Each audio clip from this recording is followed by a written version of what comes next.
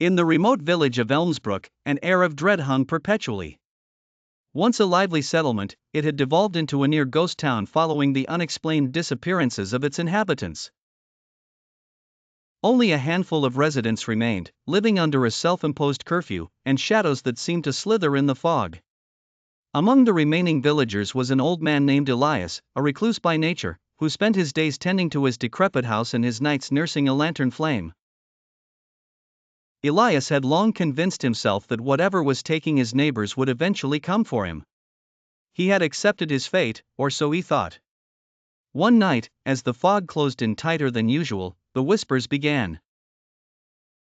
At first, Elias dismissed them as the wind, but as minutes dragged into hours, they grew more persistent, circling his home in an eerie chant.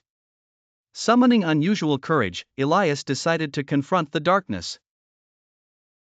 Donning his coat, he left the feeble safety of his dimly lit home. The whispers seemed to lead him to the edge of the forsaken woods that bordered the village. He was not alone. Agnes and William, two of the bolder villagers, had also decided to solve the mystery plaguing Elmsbrook. Their lanterns flickered, barely cutting through the oppressive dark. They exchanged tense nods and ventured further. The forest had a malevolence, an almost sentient presence. The further they advanced, the louder the whispers became, now more distinct, more pleading yet ominous.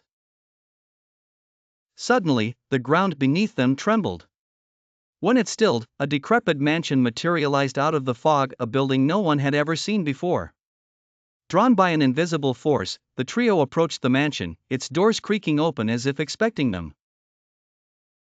Inside, the air was thick with a nauseating scent of decay. Walls bore ancient, unrecognizable symbols that seemed to pulse with life. Faceless portraits lined the corridors, their eyeless gaze following the group. As Elias took a step forward, an ethereal figure materialized, a ghostly woman cloaked in shadows. "My children!" she moaned, extending a skeletal hand toward them. Agnes and William tried to retreat but found themselves rooted to the spot. Elias, too, felt an otherworldly force compelling him to listen. They were taken. "Your people, by the forest. Reclaim them, or join them," she whispered before disintegrating into a cloud of ash that drifted through the mansion. Realization dawned on Elias. The forest itself was a living entity, devouring souls to feed its hunger. They had to destroy its heart to save the remaining villagers. Gritting his teeth, Elias led Agnes and William to the mansion's core, a room pulsating with sinister energy. There, entangled in the roots of ancient trees, was a grotesque heart-like organ. Mustering all their courage, they attacked it, their blows synchronized with desperate fervor. The mansion groaned, shuddered, and began to disintegrate. As the heart finally split open, a blinding light erupted, engulfing them, and then, silence. Once the light faded, Elias, Agnes, and William found themselves back at the village square, the fog lifting, the whispers silenced. The remaining villagers began to emerge cautiously from their homes, hope rekindled in their weary eyes. The nightmares of Elmsbrook seemed to have ended, but the trio knew better.